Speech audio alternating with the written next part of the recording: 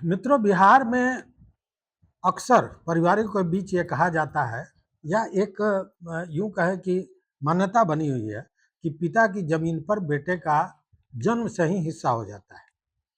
लेकिन supreme court ने यह कहा कि यह दावा हर मामले में नहीं चलेगा। इसीलिए कोर्ट का यह फैसला बहुत महत्वपूर्ण है। सुप्रीम कोर्ट में एक मामला आया था, दारूबाई वर्सेस कमलाबाई का मामला था और उसका फैसला 1 जून 2026 को आया इसी साल।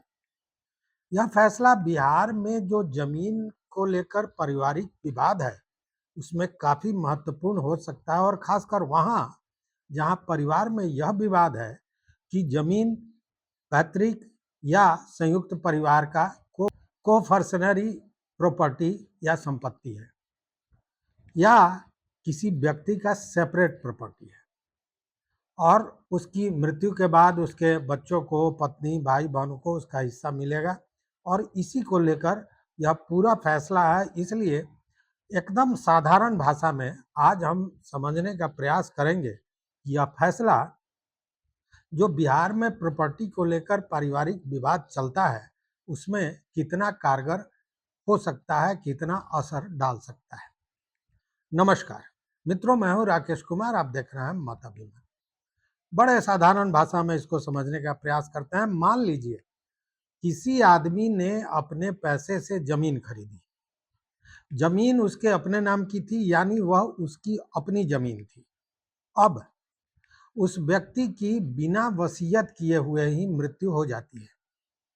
उसके पीछे उसकी पत्नी है, बेटा है, बेटी है, तो कानून के हिसाब से जमीन इन वारिसों में ही बटेगी। लेकिन सिर्फ बंटवारा होने से वह जमीन अपने आप पुश्तैनी या संयुक्त परिवार की जमीन नहीं बन जाएगी। यही बात सुप्रीम कोर्ट ने दारूबाई वर्सेज कमलाबाई मामले में साफ कर दिया है। अब अगर इसको और बेहतर ढंग से समझने का प्रयास करें तो एक गांव का उदाहरण से हम समझते हैं। मान लीजिए राम ने अपनी कमाई से 10 कट्ठा जमीन खरीदा है। राम के 2 बेटे हो गए, एक मोहन और एक सोहन, और उसकी बेटी भी है, उसका नाम मान लीजिए गीता है। राम की मृत्यु हो गई और उसने कोई किसी तरह का वसीयत नहीं छोड़ा है। अब राम की जमीन का वारिस कौन होगा? हिंदू उत्तराधिकारी कानून के हिसाब से यह तय किया जाएगा, तय होगा। लेकिन मोहन यह नहीं कह सकता कि बाप की जमीन अब मेरे और सोहन की पुश्तैनी जमीन है, इसलिए मेरे बेटे का भी जन्म से हिस्सा है। यही इस फैसले की असल बात है। मतलब यहाँ राम का जमीन उसका अपना प्रॉपर्टी था, खरीदा हुआ प्रॉपर्टी था, उसकी अपनी जमीन थी, इसलिए उसके बेटे को तो मिल जाएगा। लेकिन उसका पोता भी अगर यह कहे कि इसमें भी हमको बराबर का हिस्सा मिलना चाहिए, तो वह नहीं हो सकता है हर मामले में। चूंकि बाप की जमीन को पुश्तैनी जमीन बनाकर नहीं दिखाया जा सकता है पोते के मामले में। अगर राम की जमीन राम की अपनी खरीदी हुई जमीन थी तो राम की मृत्यु के बाद वो जमीन वारिसों को मिली। लेकिन वह सिर्फ इसीलिए संयुक्त पुश्तैनी जमीन, देखिए पैतृक जमीन और पुश्तैनी जमीन दोनों में अंतर है। पैतृक जमीन जो पिता से प्राप्त हुआ, पुश्तैनी जमीन जो पुरखों से प्राप्त हुआ, दोनों में अंतर है।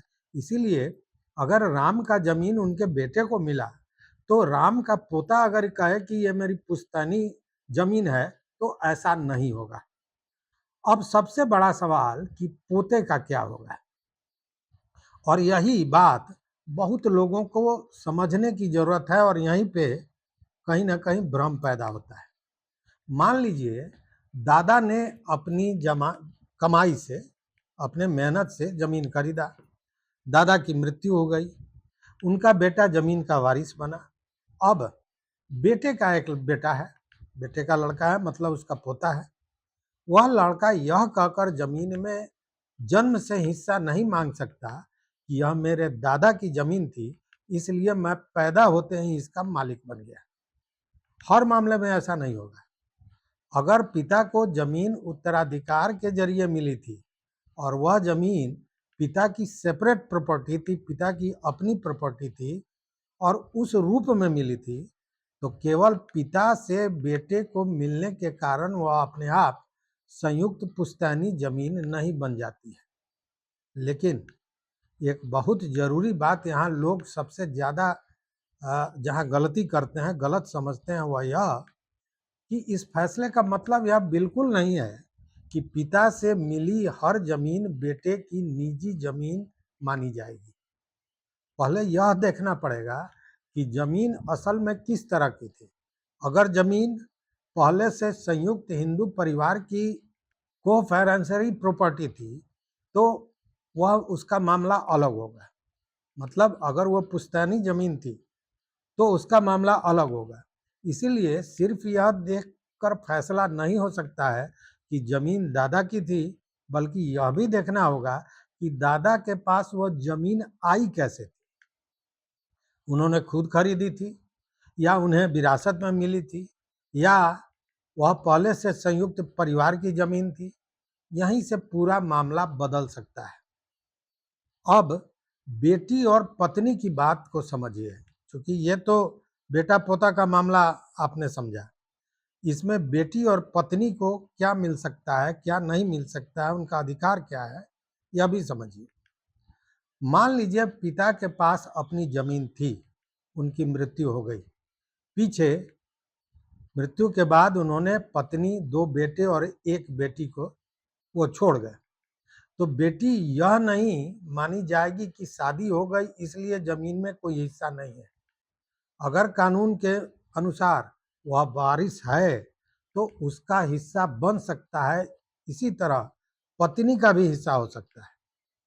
यानी सिर्फ बेटा ही जमीन का मालिक नहीं बन जाता है, यानी सिर्फ बेटा ही जमीन का मालिक नहीं बनता है, बेटी और पत्नी को भी उसमें हिस्सेदारी मिलेगी।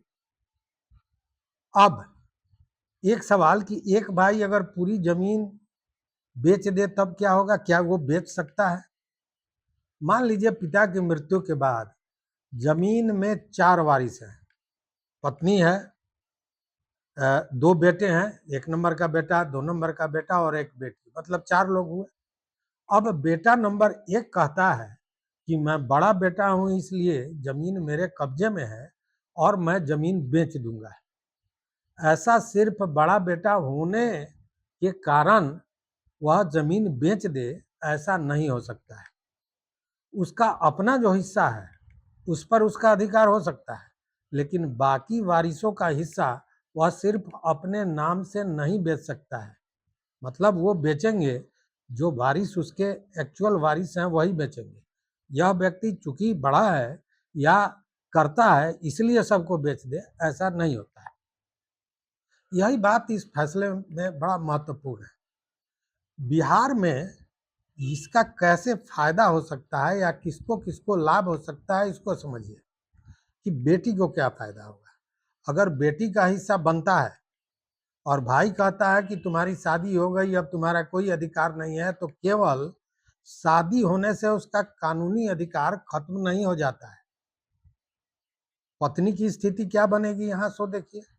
पति की जमीन में अगर वह कानूनी वारिस है तो उसका हिस्सा भी बन सकता है, मतलब पत्नी को भी हिस्सेदारी मिल सकती है। छोटे भाई बहनों को भी इसका फायदा हो सकता है। अगर बड़ा भाई पूरी जमीन अपने नाम करना चाहता है तो दूसरे वारिस अपने हिस्से का दावा कर सकते हैं। मतलब जो भी 1 नंबर का हिस्सेदार है, वारिस है, उन सारे लोगों को वह मिलेगा, उसमें हिस्सेदारी मिलेगी।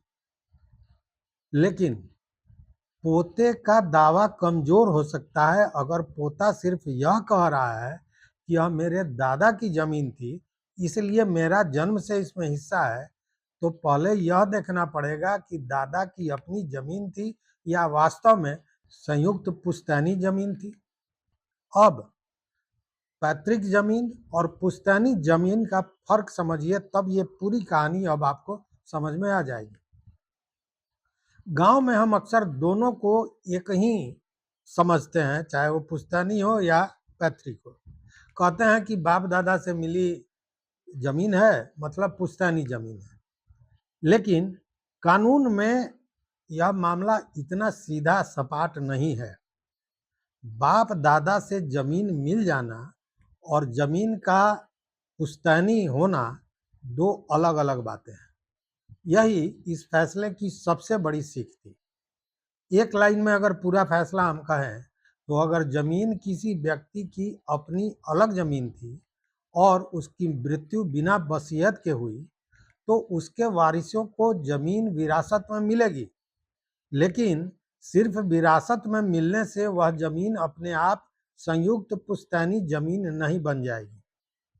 और इसी वजह से बिहार में जमीन के विवाद में सबसे पहले यह देखना जरूरी है कि जमीन आई कहाँ से, किसके नाम पर थी, वह अपनी खरीदी हुई जमीन थी या संयुक्त परिवार की थी, मालिक की मृत्यु कब हुई, उन्होंने वसीयत किया था या नहीं किया था, और उसके बाद जमीन किन किन वारिसों को मिली। इन सवालों का जवाब मिलने के बाद ही यह पता चलेगा कि बेटे का कितना हक है, बेटी का कितना हक है, पत्नी का कितना हक है और पोते का दावा उस पर बनता है या नहीं बनता है। मतलब इस फैसले का खास जो बिंदु था वह यह था कि पैतृक जमीन और पुश्तैनी जमीन दोनों अलग है। अगर बाबा से बेटे को मिला तो वो पोते को भी जन्मसिद्ध उसका अधिकार हो जाता है उस पर दावा करने का। ऐसा नहीं है। यह तय करेगा कि वह जमीन पैतृक था या पुश्तैनी संयुक्त परिवार का जमीन था। मुझे लगता है कि यह पैतृक और पुश्तैनी जमीन में जो अंतर है यह निश्चित रूप से आपके समझ में आ गया होगा। अगर यह जानकारी अच्छी लगे तो वीडियो को लाइक कीजिए, शेयर कीजिए दोस्तों के साथ, और अपना विचार या आपके पास उस तरह का कोई विवाद हो तो जरूर बताइए हमारे कमेंट बॉक्स में। यहाँ तक साथ देने के लिए, वीडियो देखने के लिए बहुत बहुत धन्यवाद। कोटि शाह आभार। जय हिंद।